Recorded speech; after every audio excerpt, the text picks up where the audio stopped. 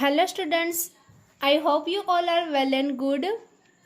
Today we will going to discuss BSc Microbiology SEM 2 Unit 3 Point C Maintenance and Preservations of a Pure Cultures. Maintenance and preservations of pure કલ્ચર્સનો meaning થશે કે આપણે pure cultures છે એને grow કરી દીધા ત્યાર પછી એને પ્રિઝર્વ કરવું એટલે કે લોંગ ટર્મ પીરિયડ સુધી આપણે એને પ્રિઝર્વ કરીને રાખવું. તો એ આપણે પ્રિઝર્વેશન અને મેન્ટેનન્સ જોઈએ એ પહેલાં તમે પિરિયોડિકલી ટ્રાન્સફર શું કહેવાય એ સમજી લો. રાઈટ, તમને યાદ છે કે આપણે લેબમાં પ્યોર કલ્ચર્સ છે એને પેટ્રી પ્લેટમાં સ્ટોર કરીને રાખીએ છીએ. જ્યારે તમને પ્રેક્ટિકલ કરાવતા હતા ફર્સ્ટ સેમમાં ત્યારે તમને પેટ્રી પ્લેટ આપવામાં આવતી હતી કે જેની અંદર બેક્ટેરિયા ગ્રો થયેલા હોય અને તમે કોલોની ફોર્મમાં બેક્ટેરિયાને જોતા હતા. રાઈટ, તો આ એ પેટ્રી પ્લેટ છે કે જેની અંદર બેક્ટેરિયા પ્યોર ફોર્મમાં ગ્રો થયેલા છે. એટલે કે જે મીડિયા હોય એની ઉપર ઓર્ગેનિઝમ ગ્રો થાય છે તો કોઈ એક જ ટાઈપના ઓર્ગેનિઝમ ગ્રો થયેલા છે, એમાં કોઈ અધર કન્ટામિનેશન હોય નહીં. એટલે કે આપણે જે જોઈતા છે એ બેક્ટેરિયાની સાથે કોઈ બીજા બેક્ટેરિયા ગ્રો થયેલા ન હોવા જોઈએ. એને કહેવાય પ્યોર કલ્ચર્સ. હવે એ જે પ્યોર કલ્ચર્સ છે એનો આપણે પિરિયોડિકલી ટ્રાન્સફર આપવું એટલે કે આ પ્યોર કલ્ચર્સને આપણે ફ્રીજમાં રાખીએ છીએ પણ આપણે એને અમુક ટાઈમ પીરિયડ પછી એને ટ્રાન્સફર આપવું પડશે. મહિને એકાદી વાર કે 2 મહિને એકાદી વાર જે બેક્ટેરિયા છે એને આપણે ટ્રાન્સફર કરવા પડે તો જ એ લાંબા ટાઈમ સુધી લાઈવ રહેશે, અધરવાઇઝ એનું ડેથ થઈ જાય. રાઈટ, તો કેવી રીતે આપણે ટ્રાન્સફર આપીએ છીએ? તો બાળકો તમને ખ્યાલ છે કે જે પ્યોર કલ્ચરની પ્લેટ છે એમાંથી તમે નિક્રોમ લૂપની મદદથી કોલોની લઈ એસેપ્ટિક કન્ડિશન્સ મીન્સ કે બિટવીન ધ બર્નર તમે અધર સ્ટરાઇલ ન્યુટ્રિયન્ટ અગાર પ્લેટ છે એમાં નિક્રોમ લૂપની મદદથી સ્ટ્રીકિંગ કરો છો. આફ્ટર સ્ટ્રીકિંગ જે પેટ્રી પ્લેટ છે એને તમે ઇન્ક્યુબેટરમાં મૂકતા હતા. ઇન્ક્યુબેટરમાં મૂકી દઈએ એટલે કે ઓવરનાઇટ ઇન્ક્યુબેશન થઈ જાય એટલે કે નેક્સ્ટ ડે તમને આ પેટ્રી પ્લેટ જે આપણે ઇન્ક્યુબેટરમાં મૂકી છે એમાં તમને કોલોની ઓબ્ઝર્વ થશે અને એ કોલોની ઓબ્ઝર્વ થઈ જાય તો આટલી જે મેથડ છે એને કહેવાય પિરિયોડિકલી ટ્રાન્સફર કરવું અથવા તો સબકલ્ચર કરવું. એટલે કે પહેલાં ગ્રો થયેલા જે ઓર્ગેનિઝમ હોય એમાંથી કોલોની લઈ અને એને બીજી પ્લેટમાં આપણે ઉગાડવા. બરાબર, પણ એ ગ્રો થઈ ગયા પછી શું કરીએ છીએ તો કે એને પ્રિઝર્વેશન્સ કરવા માટે આપણે લેબમાં એને રેફ્રિજરેશન્સમાં મૂકીએ છીએ up to 0 to 4 degree Celsius. Right, તો આ જે મેથડ છે કે જેને આપણે સબકલ્ચરિંગ કરીએ છીએ અને ઓર્ગેનિઝમને રાખીએ છીએ તો એને કહેવાશે મેન્ટેનન્સ અને પ્રિઝર્વેશન. પ્રિઝર્વેશનનો મિનિંગ થશે લોંગ ટર્મ મેન્ટેનન્સ એટલે કે 1 year 2 year કે 10 to 15 years સુધી આપણે ઓર્ગેનિઝમ છે એને પ્રિઝર્વ કરી શકીએ કે જેનાથી આપણે વારે વારે ટ્રાન્સફર આપવા પડે નહીં. એટલે મેન્ટેનન્સનો મિનિંગ થશે કે જે પ્યોર કલ્ચર છે એને આપણે લાઈવ રાખીએ છીએ, બીજું કે મેટાબોલિકલી એક્ટિવ રાખીએ એટલે કે એ જે બેક્ટેરિયા છે એ ચયાપચયિક રીતે સક્રિય હશે and free from other micro organism means કે અધર કન્ટામિનેટિંગ માઇક્રો ઓર્ગેનિઝમ છે એનાથી આપણે ફ્રી રાખીએ છીએ. એટલે કે પ્યોર કલ્ચર છે એને એ કન્ડિશનમાં આપણે મેન્ટેન કરીએ છીએ. તો કેવી રીતે મેન્ટેન કરીએ તો કે પિરિયોડિકલી ટ્રાન્સફરની મેથડથી આપણે મેન્ટેન કરીએ છીએ. પણ પ્રિઝર્વેશનનો મિનિંગ શું થશે તો કે પ્રિઝર્વેશનનો મિનિંગ થશે કે જે આપણે પ્યોર કલ્ચર્સને મેન્ટેન કરીએ છીએ તો આવી રીતે આપણે એને જો મેન્ટેન કરશું તો એ ઓર્ગેનિઝમ છે એને આપણે લાંબા ટાઈમ સુધી રાખી શકશું નહીં. એટલા માટે મેથડ છે સબકલ્ચરિંગ કરવાની એમાં થોડું મોડિફિકેશન કરીને એવી મેથડ ડેવલપ કરેલી છે કે જેની મદદથી તમે ઓર્ગેનિઝમ્સને 1 year 10 year કે 10 to 15 years સુધી પ્રિઝર્વ કરી શકો કે જેનાથી આપણે જે તે ઓર્ગેનિઝમ છે એને વારે વારે આપણે પિરિયોડિકલી ટ્રાન્સફર આપવા પડે નહીં. Right. Now aim of preservations of a pure cultures, એટલે પ્યોર કલ્ચર્સને આપણે પ્રિઝર્વ શું કામ કરીએ છીએ? તો ફર્સ્ટ કે આપણે પ્યોર કલ્ચર્સને પ્રિઝર્વ કરીએ ત્યારે શું થશે? તો એક તો જે બેક્ટેરિયા છે એનું સેલ ડિવિઝન સ્ટોપ થઈ જાય છે, એટલે કે બેક્ટેરિયલ સેલનું કોષ વિભાજન થતું નથી. નેક્સ્ટ, મેટાબોલિકલી એક્ટિવિટી સ્ટોપ ઓર રિડ્યુસ. આપણે બેક્ટેરિયા છે એને કીધું કે પ્યોર કલ્ચર ગ્રો થઈ જાય પછી તમે એને રેફ્રિજરેશનમાં સ્ટોર કરો છો, એટલે કે લો ટેમ્પરેચરે સ્ટોર કરો છો, તો એ બેક્ટેરિયાની મેટાબોલિક એક્ટિવિટી છે એ રિડ્યુસ થશે અથવા તો સ્ટોપ થશે. Now next, preventions of a ડ્રાઈંગ, એટલે કે લો ટેમ્પરેચરે આપણે જો સ્ટોર કરશું તો એ બેક્ટેરિયા છે એ મીડિયા છે એ ડ્રાય થઈ જતા નથી. ટુ અવોઇડ કન્ટામિનેશન, એક તો આપણે કન્ટામિનેશન પણ પ્રિઝર્વ કરીએ બેક્ટેરિયલ સ્ટેઇનને તો કન્ટામિનેશન પણ એમાં થતું નથી.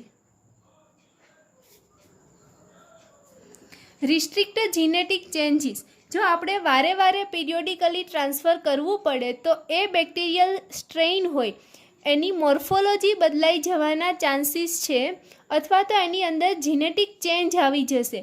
તો જો આપણે એને લોંગ ટર્મ પ્રિઝર્વ કરીએ તો જીનેટિક ચેન્જ છે એ પણ બહુ જ ઓછા થશે.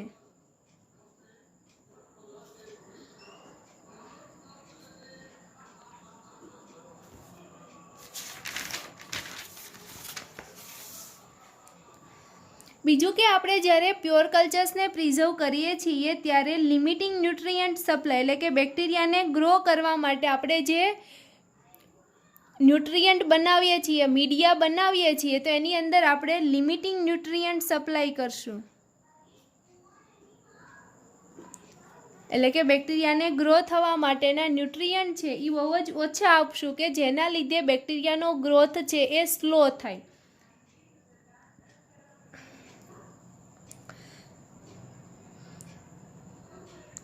નાઉ નેક્સ્ટ, પ્રિવેન્શન્સ ઓફ એક્યુમ્યુલેશન્સ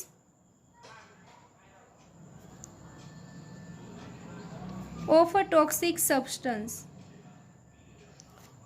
એટલે કે જ્યારે બેક્ટેરિયા ગ્રો થાય ત્યારે બેક્ટેરિયા છે એ ટોક્સિક સબસ્ટન્સ છે એ સિક્રીટ કરે, પણ આપણે પ્રિઝર્વેશન કરીએ છીએ ત્યારે બેક્ટેરિયા છે એ ટોક્સિક સબસ્ટન્સ છે એ સિક્રીટ કરવા જોઈએ નહીં, એટલે કે એ સિક્રીટ કરે તો એને આપણે પ્રિવેન્શન કરવાનું છે. તો કે આ જે છે એ પ્યોર કલ્ચર્સના ઓબ્જેક્ટિવ છે કે આટલી વસ્તુ છે એ જ્યારે આપણે પ્રિઝર્વેશન્સ કરીએ ત્યારે ધ્યાનમાં રાખવાની છે. Now we discuss first method, periodic transfer to fresh media. બરાબર, પીરિયોડિક ટ્રાન્સફર એટલે શું એ તમને સમજાઈ ગયું કે પહેલાં જે પ્યોર કલ્ચર્સ ગ્રો થયેલી પ્લેટ હોય એમાંથી નિક્રોમ લૂપની મદદથી કોલોની લઈ અને એને આપણે બીજી પ્લેટમાં સ્ટ્રીકિંગ કરીએ છીએ બિટવીન ધ બર્નર, એટલે કે એસેપ્ટિક કન્ડિશનમાં. પણ પીરિયોડિક ટ્રાન્સફર ફ્રેશ મીડિયાની અંદર સોલિડ મીડિયા મોસ્ટલી યુઝ થાય એટલા માટે આપણે પેટ્રી પ્લેટ યુઝ કરી, પણ ઘણી વખત સ્લાન્ટ પણ યુઝ થાય છે. સ્લાન્ટનો મિનિંગ એવો થશે કે કોઈ ટેસ્ટ ટ્યુબ હોય, આપણે સ્ટરાઇલ ન્યુટ્રિયન્ટ અગાર ઓટોક્લેવમાં બનાવીએ છીએ, બરાબર, આપણે પહેલાં ન્યુટ્રિયન્ટ અગાર બનાવીએ છીએ પછી એને ઓટોક્લેવ કરીએ અને આફ્ટર ઓટોક્લેવિંગ જે છે એને આપણે કહીશું સ્ટરાઇલ ન્યુટ્રિયન્ટ અગાર. પણ એ સ્ટરાઇલ ન્યુટ્રિયન્ટ અગાર છે એને આપણે પેટ્રી પ્લેટમાં પોર કરીને પેટ્રી પ્લેટ બનાવીએ, અથવા તો એ ન્યુટ્રિયન્ટ અગાર હશે એને આપણે કોઈ ટેસ્ટ ટ્યુબમાં રેડીએ અને ત્યાર પછી એને કોટન પ્લગ કરી દઈએ. કોટન પ્લગ થઈ ગયા પછી એ ટ્યુબ છે એને ત્રાસી મૂકવાની છે અને અગાર હશે તો એ અગાર છે એ ટ્યુબમાં જામી જશે, પણ ત્રાસી પ્લેટ હશે તો કેવું જામશે? તો કે પ્લેટની અંદર ઢાળ પડશે. તો જે ટ્યુબની અંદર તમને ઢાળ પડેલું મીડિયા દેખાય તો આપણે એને માઇક્રોની લેંગ્વેજમાં સ્લાન્ટ કહીએ છીએ. એટલે ઘણી વખત છે મોસ્ટ ઓફ છે એ લેબોરેટરીની અંદર સ્લાન્ટની અંદર પ્યોર કલ્ચર્સ છે એને પ્રિઝર્વ કરે છે. શું કામ સ્લાન્ટની અંદર પ્રિઝર્વ કરે? તો કે ટેસ્ટ ટ્યુબ હશે તો આપણે એને ઇઝીલી છે એ ઓછી સ્પેસની અંદર આપણે એને સ્ટોર કરી શકીએ છીએ. જ્યારે પેટ્રી પ્લેટ હશે તો એને આપણે સ્ટોર કરવું થોડું એવું મુશ્કેલી બનશે, બરાબર. પણ આપણે લેબમાં પેટ્રી પ્લેટની અંદર પ્યોર કલ્ચર્સને રાખીએ છીએ. આપણે આવી રીતે સ્લાન્ટ પાડી અને પ્યોર કલ્ચર્સને રાખતા નથી, કેમ કે સેમ કે આ સ્લાન્ટ બની ગયા પછી શું કરવાનું છે તો કે એ ઢાળની ઉપર સ્ટ્રીકિંગ કરવાનું હોય, અને અહીંયા આપણે પેટ્રી પ્લેટમાં સ્ટ્રીકિંગ કરીએ છીએ. મેથડ સેમ છે, મીડિયા બી સેમ છે, ખાલી કોઈ વખત કોઈ લેબની અંદર સ્લાન્ટની અંદર પ્યોર કલ્ચર્સ બનાવીને પ્રિઝર્વ કરશે અને કોઈ લેબમાં પેટ્રી પ્લેટમાં બનાવીને પ્રિઝર્વ કરશે, રાઈટ. પીરિયોડિક ટ્રાન્સફર થઈ જાય પછી એને ઇન્ક્યુબેશન ટેમ્પરેચર આપવામાં આવે છે. એ ઇન્ક્યુબેશન ટેમ્પરેચર છે એ બેક્ટેરિયાની સ્પીસીસ વાઇઝ અલગ અલગ હશે. આપણે જોયું કે અમુક બેક્ટેરિયા હશે એ સાયક્રોટ્રોફિક હોય, કોઈ બેક્ટેરિયા છે એ મિઝોફિલિક હશે, કે કોઈ થર્મોફિલિક બેક્ટેરિયા હશે. તો એને એ પ્રમાણે ગ્રો થવા માટે ટેમ્પરેચર જોઈશે. તો કે બેક્ટેરિયલ સ્પીસીસ પ્રમાણે ટેમ્પરેચર અલગ હશે. કોઈ બેક્ટેરિયા છે એ એસિડિક પીએચમાં ગ્રો થશે, કોઈ બેઝિક પીએચમાં ગ્રો થાય. તો એ બેક્ટેરિયલ સ્પીસીસ વાઇઝ મીડિયા પણ અલગ અલગ હોય અને એના સ્ટોરેજ ટેમ્પરેચર છે એ પણ અલગ અલગ સિલેક્ટ કરવામાં આવે છે.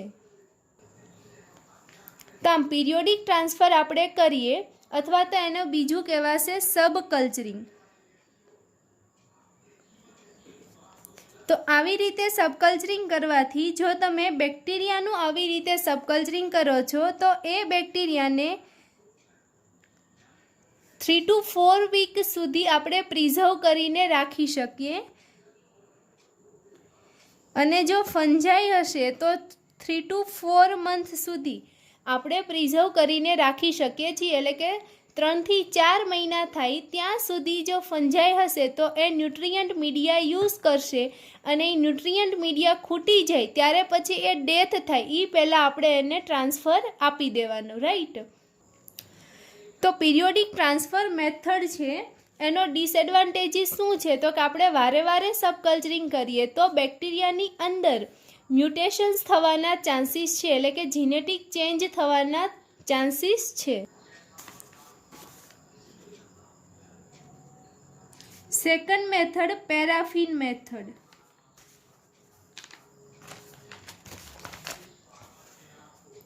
પેરાફિન મેથડ છે એને બીજું નામ શું થશે આ મેથડનું તો કે by overlaying the cultures with a mineral oil.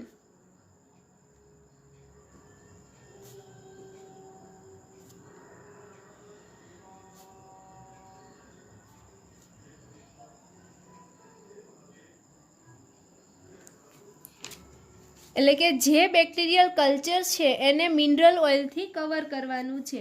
એટલે કે આ જે મેથડ છે એ આપણે periodic transfer to fresh media method જોઈ, એમાં થોડું એવું મોડિફિકેશન કરેલી મેથડ છે. સૌથી પહેલાં આપણે શું કરશું તો કે તમે ફ્લાસ્કની અંદર તમને યાદ છે કે જે આપણા મીડિયા જે રાખીએ છીએ આપણે ડબ્બા, એમાં જે લખેલું હોય છે એ પ્રમાણે તમે ગ્રામ અને વોટર લઈ એને તમે ફ્લાસ્કની અંદર વજન કરી અને બધું મિક્સ કરો છો. મિક્સ થઈ જાય પછી તમને યાદ છે કે તમે કોટન પ્લગ કરી અને ફ્લાસ્કને ન્યૂઝપેપરથી રેપ કરીને થ્રેડ બાંધો છો. એ થઈ ગયા પછી તમે શું કરો છો તો કે ઓટોક્લેવ કરો છો. આફ્ટર ઓટોક્લેવિંગ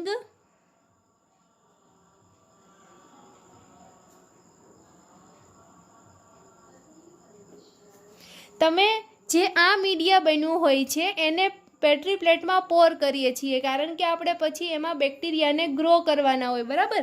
અને સ્ટરાઇલ પેટ્રી પ્લેટ પણ આપણે સાથે સાથે ઓટોક્લેવમાં મૂકીએ છીએ. અહીંયા આફ્ટર ઓટોક્લેવિંગ આપણે શું કરશું તો કે સ્ટરાઇલ ટેસ્ટ ટ્યુબ લઈશું અને સ્ટરાઇલ ટેસ્ટ ટ્યુબમાં ઓટોક્લેવ થઈ ગયા પછીનું આ જે મીડિયા છે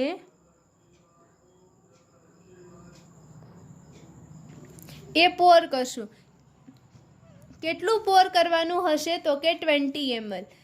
20 ml જેટલું થઈ જાય પછી એને શું કરશું તો કે કોટન પ્લગ કરી દેશું. પ્રોસિજર બિટવીન ધ બર્નર કરશું, રાઈટ, એસેપ્ટિક કન્ડિશન્સમાં.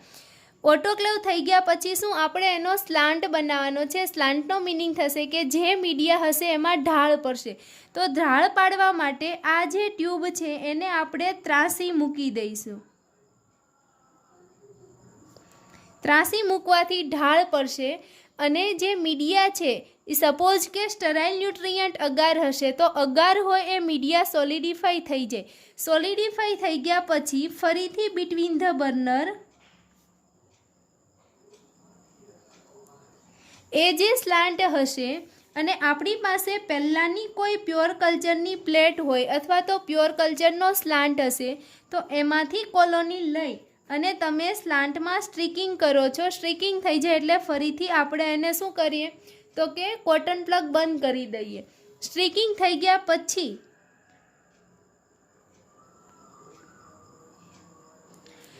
ઇન્ક્યુબેશન કરીએ at a particular temperature.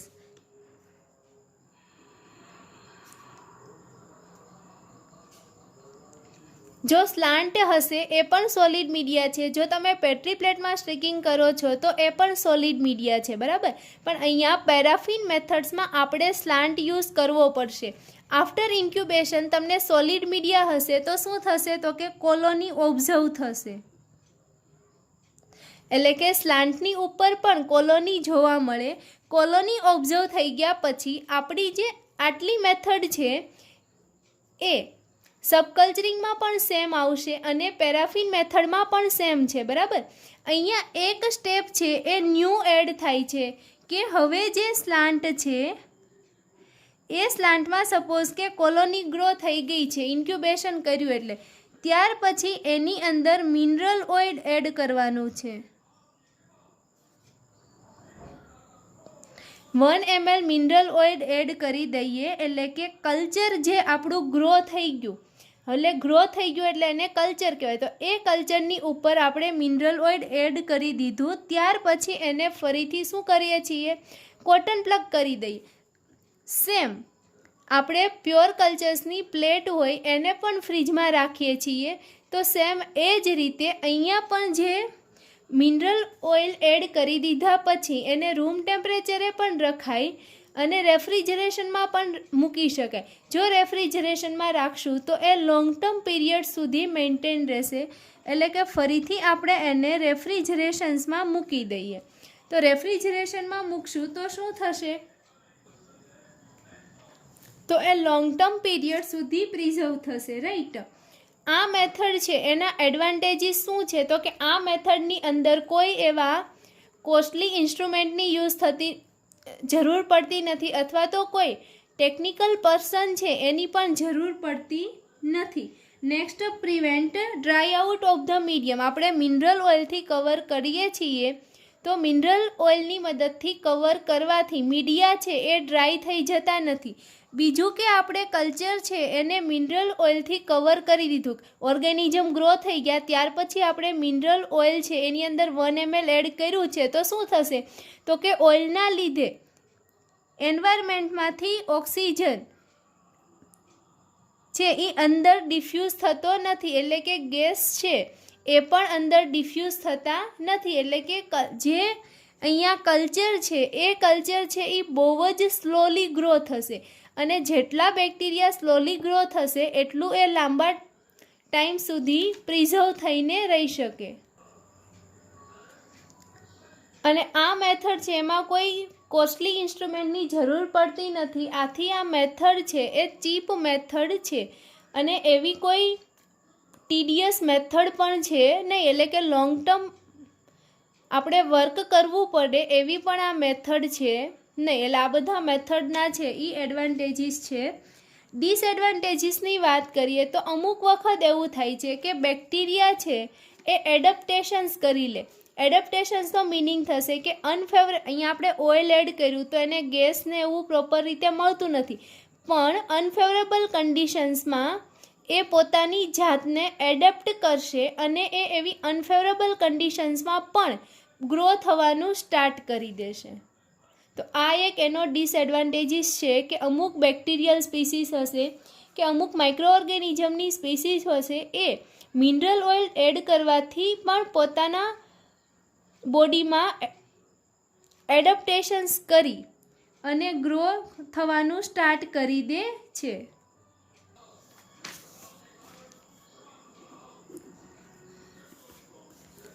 Now V discuss a third method, લાયોફિલાઇઝેશન્સ, અથવા તો આ મેથડનું બીજું નામ છે ફ્રીજ ડ્રાઇંગ મેથડ.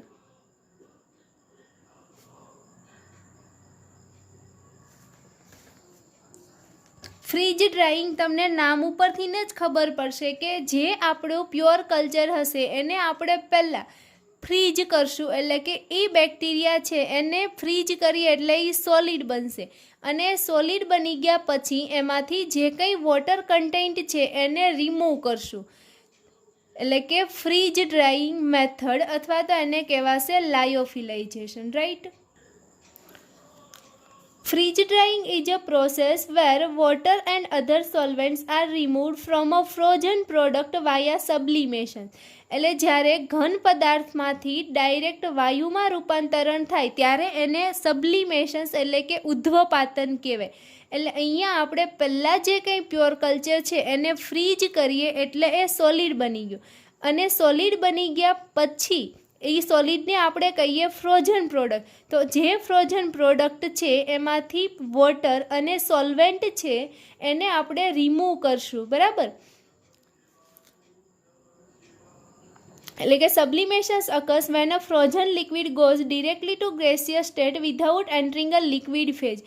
એટલે કે અહીંયા જનરલી તમને ખબર હશે કે પહેલાં ઘન અવસ્થા હોય, પછી ઘનમાંથી પ્રવાહી બને અને પ્રવાહીમાંથી વાયુ બને, પણ સબ્લિમેશન્સ એટલે ઉધ્વપાતનનો મિનિંગ થશે કે ઘનમાંથી ડાયરેક્ટ વાયુ બને, પ્રવાહી બનશે નહીં. એટલે કે અહીંયા આપણે ફ્રીજ ડ્રાઇંગ મેથડ કરીએ છીએ તો બેક્ટેરિયા જે હશે એને પહેલાં ફ્રોઝન કરીએ છીએ, એટલે કે એકદમ ફ્રીજ કરીને સોલિડ બનાવી દઈએ છીએ, અને ત્યાર પછી એમાંથી વોટર કન્ટેન્ટ અથવા તો બીજા કોઈ સોલ્વેન્ટ હશે એ રિમૂવ કરશું. તો એ રિમૂવ કરીએ છીએ તો કેવી રીતે રિમૂવ થશે, તો કે ગેસિયસ ફોર્મમાં રિમૂવ થશે, રાઈટ.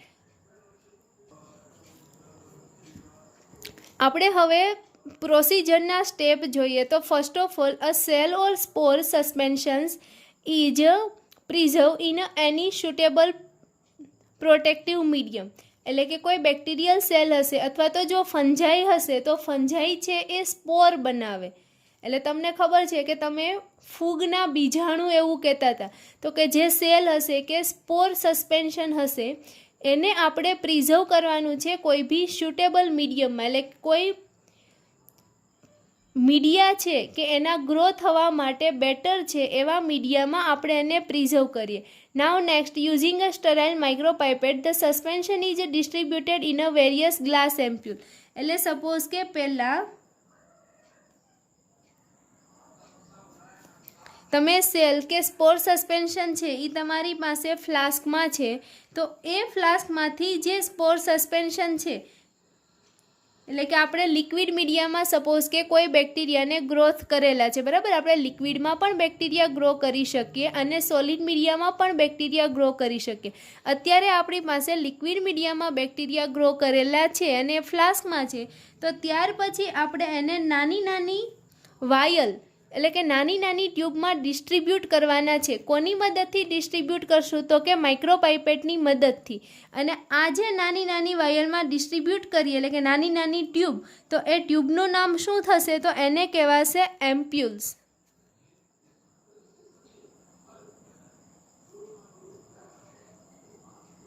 એટલે કે distribute with the use of micropipette into ampoules. Place the ampoules in a tray containing a dry ice. એટલે આ બધી એમ્પ્યુલ્સ છે એને ટ્રેમાં મૂકવાની કે એ ટ્રેની અંદર ડ્રાય આઈસ છે, and allow it to freeze. એટલે ડ્રાય આઈસમાં મૂકશું આ બધી ટ્યુબને તો શું થઈ જશે,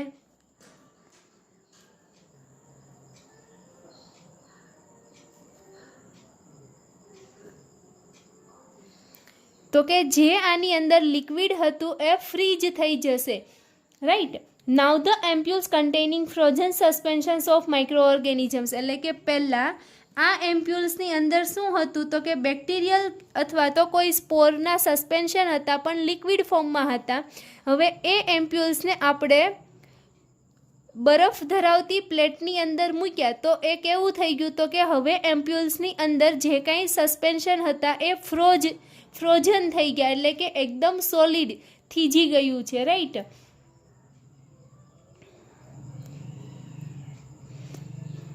હવે જે ફ્રોઝન થઈ ગયેલું સસ્પેન્શન છે એને આપણે ગ્લાસ ફ્લાસ્કમાં મૂકીએ. ગ્લાસ ફ્લાસ્કમાં મૂકી દીધા પછી this glass flask is connected with a condenser, એટલે એ ગ્લાસ ફ્લાસ્ક છે એને કન્ડેન્સર સાથે કનેક્ટ કરવાનો છે.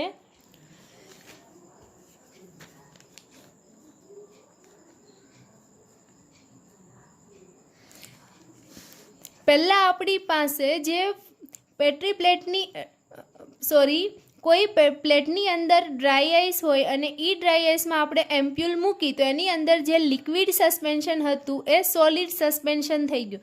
હવે એ સોલિડ સસ્પેન્શનની જે એમ્પ્યુલ છે એને આપણે કોઈ ગ્લાસ ફ્લાસ્કમાં મૂકીએ અથવા તો કોઈ ગ્લાસ જારમાં મૂકીએ અને ત્યાર પછી એ ગ્લાસ જાર છે એને શું કરીએ છીએ તો કે એને આપણે કન્ડેન્સર સાથે કનેક્ટ કરીએ. કન્ડેન્સર સાથે કનેક્ટ કર્યા પછી એની સાથે એક વેક્યુમ પંપ લગાડીએ. તો હવે શું થશે તો કે આ જે વેક્યુમ પંપ છે એની અંદર ખૂબ જ ઓછા દબાણથી હીટ એડ કરીએ. તો હીટ એડ કરશું એટલે એ હીટ શું થશે તો કે એ હીટ છે એ આ એમ્પ્યુલમાં બરફ થઈ ગયેલું એટલે કે એકદમ ફ્રોઝન થઈ ગયેલું જે બેક્ટેરિયલ સસ્પેન્શન છે એમાંથી વોટર કન્ટેન્ટ છે એ રિમૂવ કરશે અને એ વોટર કન્ટેન્ટ છે એ હીટ રિમૂવ કરવાને લીધે શું થશે તો કે ગેસિયસ ફોર્મમાં ડાયરેક્ટલી છે એ કન્ડેન્સરમાં આવશે અને એ વોટર કન્ટેન્ટને આપણે કન્ડેન્સરમાં કલેક્ટ કરીએ. તો હવે આ એમ્પ્યુલ્સની અંદર વોટર કન્ટેન્ટ રિમૂવ થઈ ગયા પછી જે બેક્ટેરિયલ સસ્પેન્શન રહેશે એને આપણે કહીએ ફ્રીજ ડ્રાઈંગ મેથડથી પ્રિઝર્વ કરેલું બેક્ટેરિયલ સસ્પેન્શન્સ, રાઈટ.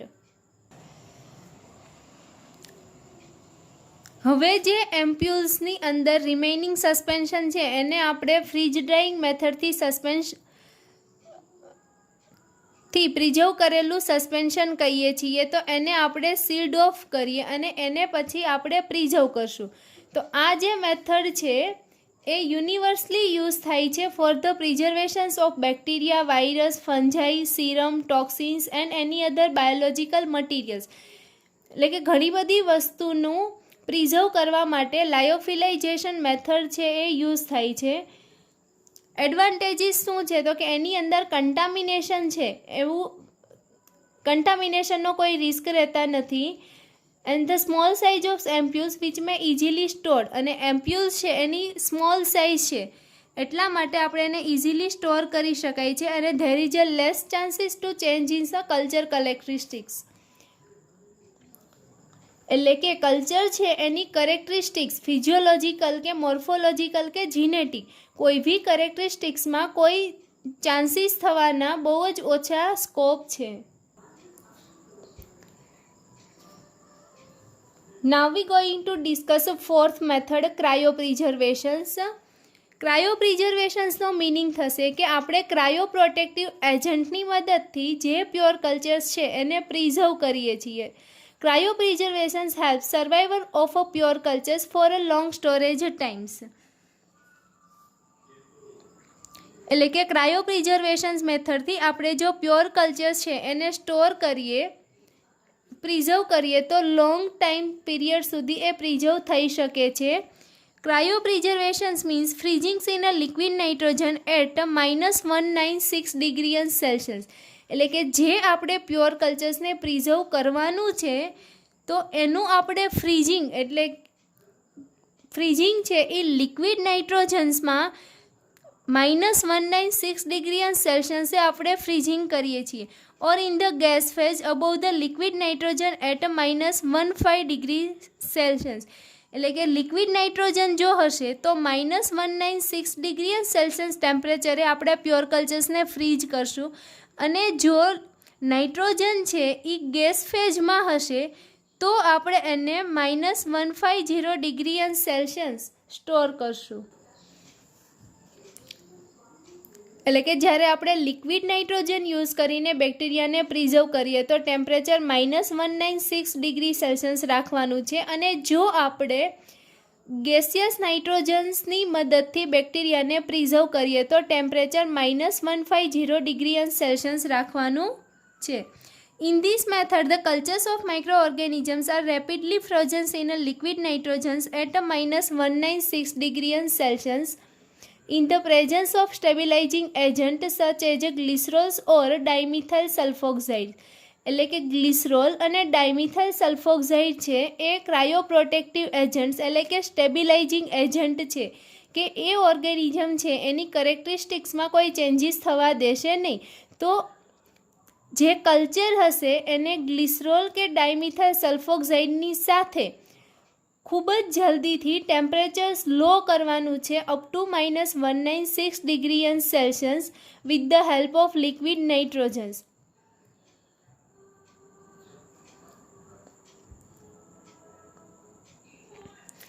અને આ ડાયમિથાઇલ સલ્ફોક્સાઇડ કે ગ્લિસરોલ છે એ શું છે તો કે સેલ છે એનું ડેમેજ થવા દેશે નહીં due to formations of ice crystal. કેમ કે આપણે બેક્ટેરિયા છે પ્યોર કલ્ચર્સ એને -196 °C જેટલું લો ટેમ્પરેચર કરીએ છીએ તો જ્યારે એ બેક્ટેરિયા છે એ ફ્રીજ થશે ત્યારે એ સેલ છે એ ડેમેજ થશે નહીં એન્ડ પ્રમોટ સેલ સર્વાઈવલ. અને રેપિડલી ફ્રીજ કરીએ છીએ કે જેના લીધે સેલ છે એનો સર્વાઈવ થવાનો રેટ છે એ ઇન્ક્રીઝ થશે. This liquid nitrogens method has been successful with many species that can not be preserve by lyophilization. એટલે કે ક્રાયો પ્રિઝર્વેશન મેથડ ક્યારે યુઝ કરવામાં આવે છે તો કે જ્યારે કોઈ બેક્ટેરિયલ સ્પીસીસ એવી હોય કે જેનું લાયોફિલાઇઝેશન મેથડથી પ્રિઝર્વ ન થઈ શકે ત્યારે એ મેથડને ક્રાયો પ્રિઝર્વેશનથી પ્રિઝર્વ કરવામાં આવે છે. And most species can remain viable under this conditions for 10 to 30 years. એટલે કે 10 થી 30 વર્ષ સુધી ક્રાયો પ્રિઝર્વેશન્સ મેથડથી પ્રિઝર્વ કરેલા ઓર્ગેનિઝમ છે એ સર્વાઈવ રહી શકે છે અને એની અંદર કોઈ જીનેટિક ચેન્જીસ કે કોઈ કેરેક્ટરિસ્ટિક્સ છે એમાં ચેન્જ થતો નથી. બટ ક્રાયો પ્રિઝર્વેશન્સ મેથડ છે એ યુઝ થતી નથી એટલા માટે કે એ બહુ જ એક્સપેન્સિવ મેથડ છે. એટલે કે જ્યાં સુધી બેક્ટેરિયલ સ્પીસીસ કે કોઈ ઓર્ગેનિઝમ સ્પીસીસ છે એનું લાયોફિલાઇઝેશન થઈ શકતું હોય ત્યાં સુધી ક્રાયો પ્રિઝર્વેશન્સ મેથડથી બેક્ટેરિયાને પ્રિઝર્વ કરવામાં આવતા નથી. Okay, thank you.